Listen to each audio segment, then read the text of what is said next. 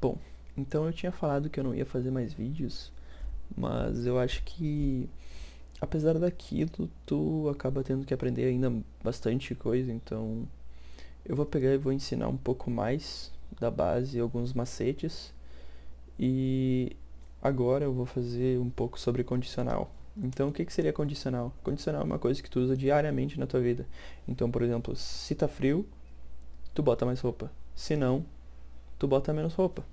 Se vai chover ou tá chovendo, tu pega um guarda-chuva. Se não, tu não pega. Então, como é que funciona isso? Eu vou te mostrar fazendo um exercício simples, onde a gente pede para o usuário a idade dele, ele nos informa um número inteiro, né? E a gente verifica se ele é maior de idade ou menor de idade. E aí a gente retorna na tela. Tu pode tentar fazer sozinho, se tu já souber alguma coisa. Então, vou começar aqui agora. Bom, então vamos declarar uma variável inteira de idade. Eu vou atribuir para ela um valor de 0 já de início. Então, agora a gente pega aqui e vamos fazer o seguinte. A gente vai perguntar para o usuário. A primeira coisa que a gente precisa que ele saiba o que ele vai estar digitando para a gente na tela. A primeira coisa que a gente precisa vai ser a idade dele. Então, digite a sua idade. Ponto. Então a gente bota um scanf para receber a idade do usuário. Porcentagem de... Eu não falei antes, mas eu vou falar. Esse Shift 7, que é o E, digamos assim, ele na verdade, como é que ele funciona? Tu tá alocando na tua memória, tu tá falando pro teu compilador para ele alocar na memória, achar um espaço na memória do computador que está rodando e armazenar um valor nesse espaço de memória. Então, basicamente, quando tu chama a variável idade, tu tá falando para ele acessar o espaço tal da memória, digamos assim. A memória, na verdade, o espaço é, por exemplo, isso, uma coisa bem complexa. E aí, dentro desse espaço aí, tu vai ter, por exemplo, 10 anos, 16, 189 anos, depende do que o usuário digita. Então, é basicamente isso que acontece. Por que que tu tem que botar o SE para receber e não para sair? Porque aqui tu tá alocando um espaço na tua memória. Então, a gente já perguntou para o usuário qual é a idade dele. E como é que funciona? A gente bota if e abre e fecha parênteses. Então, se a idade... Aí agora, como é que eu sei que uma pessoa é maior de idade? Se ela tem mais de 18 anos. Então, se a idade dele é igual a... Eu vou fazer um exemplo desse tipo aqui para te mostrar. Printf você com... Aí eu vou fazer assim. Opa. Aqui acho que fechou. Ué, o que ele fez? Ele apagou pra mim? Aqui. Você com... eu vou botar aqui porcentagem de... que seria de anos. Anos é... Opa. Perdão. É maior de idade. Se não, então if a idade dele for menor do que 18, ele vai me responder com printf você com tantos anos é menor de idade. Então aqui, vamos lá. Vamos rodar o nosso código. E ele já vai me acusar um erro aqui. Vocês vão entender o porquê. Então aqui o código me acusou erro na linha 21 e na linha 25. Agora vamos ver qual que é esse erro. Então na linha 21, ele está falando que o formato D espera achar uma variável inteira. E não está achando. Por quê? Porque aqui eu estou falando para ele imprimir uma variável, só que eu não estou falando aqui no final. Então eu preciso falar aqui no caso tá rodando ainda o código, tu pode tanto parar ele aqui, quanto aqui embaixo. Então tu dá Ctrl C e ele para. Então aqui eu boto vírgula idade, e aqui vírgula idade também, que ele tá me reclamando aqui. É o mesmo erro. É importante que tu veja qual que é a linha e tu dá uma olhada e verifica o que tem de diferente, e isso é com o tempo que tu vai pegando. Agora eu vou te mostrar. Digite sua idade. Aqui era pra ser 2 pontos. Deixa eu botar 2 pontos aqui, senão vai me dar tique. E aqui é pra eu botar... pra quebrar a linha. Vou botar aqui e aqui. Esse Hello World eu vou apagar. Então vamos lá. Digite sua idade. Eu tenho 10 anos, por exemplo. Você com 10 anos é menor de idade. Ok. Ele entrou nesse if. Agora vamos testar se eu sou maior de idade, se ele funciona. Tenho 19 anos. Você com 19 anos é maior de idade. Então, como é que funciona isso? Para te explicar isso, eu vou pegar e vou usar o Python Tutor. Então eu vou pegar o meu código, vou copiar ele e vou botar aqui. Mas como eu falei, o Python Tutor ele não aceita tu informar dados do teclado. Então, toda vez que tu tiver um scanf, que tu quer receber um valor do usuário, tu vai, para tu testar, tu pega a idade e bota o valor de, por exemplo, o valor que tu quer, ponto e vírgula. Agora, vamos visualizar a execução dele aqui agora. Então, ele já mostrou pra gente aqui que a gente tem na main, que seria isso aqui, a variável idade, que é do tipo inteira, e por enquanto, nessa linha aqui que ele tá agora, ela não tem nenhum valor. Então, vamos ver a próxima. Ele tá lendo aqui essa linha, então, e ele ainda não executou essa linha. Ele executa só quando ele acabar essa linha. Então aqui ele executou essa linha, ele leu e viu que a idade tinha o valor de 0. Então ele recebeu aqui 0. Agora ele vai executar essa linha. Executou a linha, no caso leu a linha, executou, e estava na próxima, tá lendo. Então a idade vai ter 10. A idade recebeu 10. Ele faz linha por linha. Então como é que funciona o if? O if, deixa eu mostrar aqui, que fica melhor. Se a condição aqui de dentro for verdadeira, ele vai passar linha a linha aqui dentro dessas chaves. Tu tem duas escolhas, tu pode fazer sem chaves ou com chaves. A diferença é a seguinte: se eu botar aqui sem chaves, ele vai executar só uma linha. Então por isso que eu botei aqui, porque eu quero que ele execute só essa linha. Então tu pode fazer desse jeito. A maioria das pessoas usa com chaves porque fica mais fácil depois de... Vamos supor que aqui depois eu quero adicionar mais alguma coisa. Então aqui eu vou ter que pegar, vou ter que abrir chaves de novo. E depois eu vou ter que pular uma linha e fazer todo o esquema e escrever dentro das chaves. Então se tu bota dentro das chaves, o teu código já fica mais organizado. Se eu quiser diminuir isso aqui, ele já fica dentro aqui. Isso é uma boa prática, por exemplo. Então vamos aqui. Se a condição desse if for verdadeira, ele vai entrar nesse if. Senão ele não vai entrar e vai seguir para a próxima linha. Vamos ver se é verdadeira. Como a idade é menor que 18, não é para ele ver nem que existe isso e nem que existe isso. É para ele pular direto para cá. Então vamos ver. Ele está lendo essa linha, leu, viu que não é. Então aqui, não fez nada, por exemplo. Não digitou nada aqui. Então, agora ele vai ver se é verdadeiro ou se não é. Ele viu que é verdadeiro e entrou aqui, no caso, dentro do if, que no caso seria... Como não tem um parênteses, ele pegou ali. Então vamos ver. Aqui... Eu acho que bugou aqui. Vamos ver. Ele deveria estar me mostrando. Vou tentar reiniciar ele aqui e botar de novo. Mesma coisa. Vamos lá.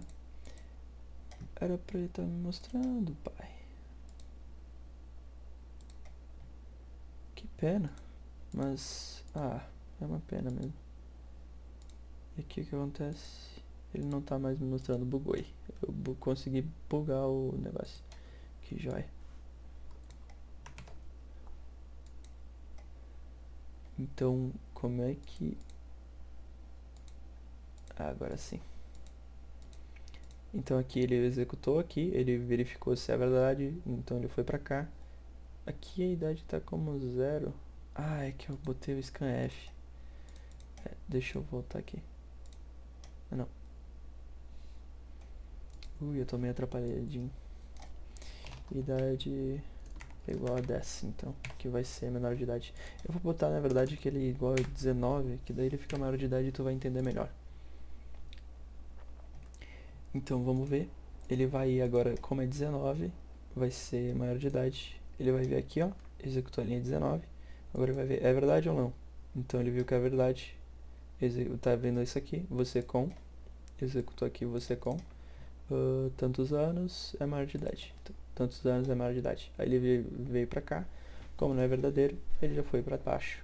Pode ver que ele já não executou isso aqui, já não sabe nem que existe, então, digamos assim. E é isso aí, é assim que funciona o if. Agora, como é que tu pode otimizar isso aqui?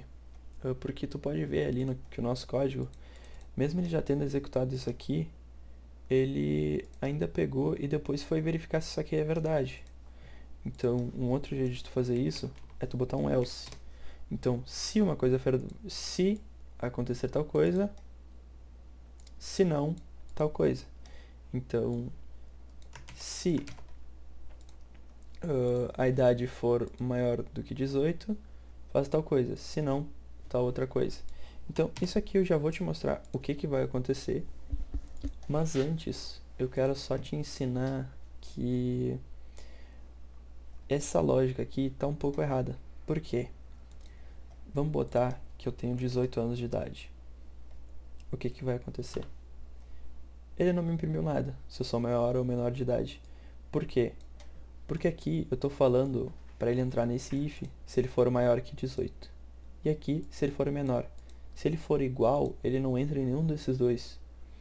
Então tu tem que se atentar muito com esse maior igual. E como é que eu falo maior igual, menor igual ou simplesmente igual?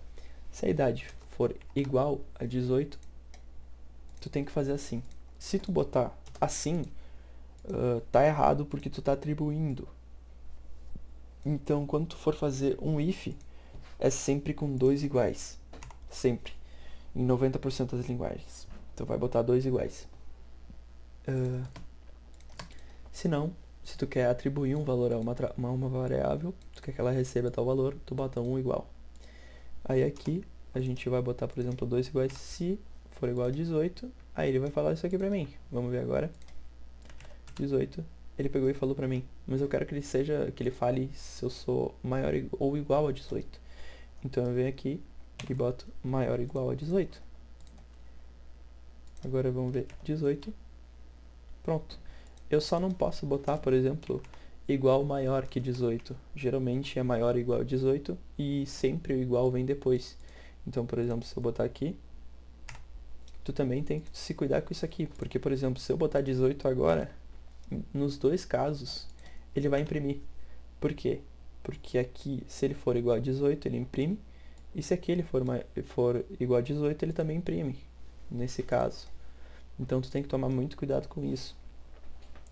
E como é que eu posso fazer isso? Porque, por exemplo, deixa eu mostrar. Aquela hora aqui, ele verifica isso, se é verdade. E depois ele verifica se isso aqui é verdade. Isso aqui tu tá acabando gastando o processamento do computador. Então, como é que tu faz de um jeito mais otimizado isso? Tu faz daquele jeito ali que eu mostrei, o if else. Que se ele não fizer isso aqui, se isso aqui não der certo, ele vai verificar isso aqui. Se der certo, aí ele acaba aqui, entende? Então ele faz essas duas verificações. Se for maior ou igual a 18, ele vai fazer isso. Se não, se for qualquer outra coisa, por exemplo, ele vai fazer isso aqui. Então, se eu botar aqui isso aqui, vamos tirar essa parte aqui do código, eu vou comentar para tu entender o que vai acontecer agora. Se a idade for maior do que 18, é para ele me responder que eu sou maior de idade. Se for 18, ele me responde que eu sou menor de idade. Isso aí não estaria certo, por exemplo.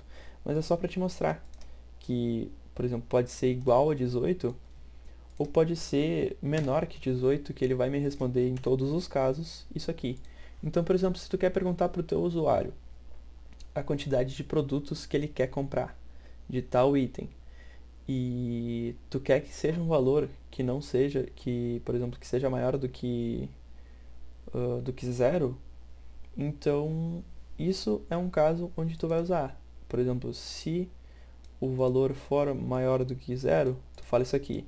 Se não, tu vai falar para o usuário, olha, o valor que tu me informou é zero ou menor do que zero, então tu tem que me devolver um outro valor. Por exemplo, esse é uma coisa que tu vai fazer.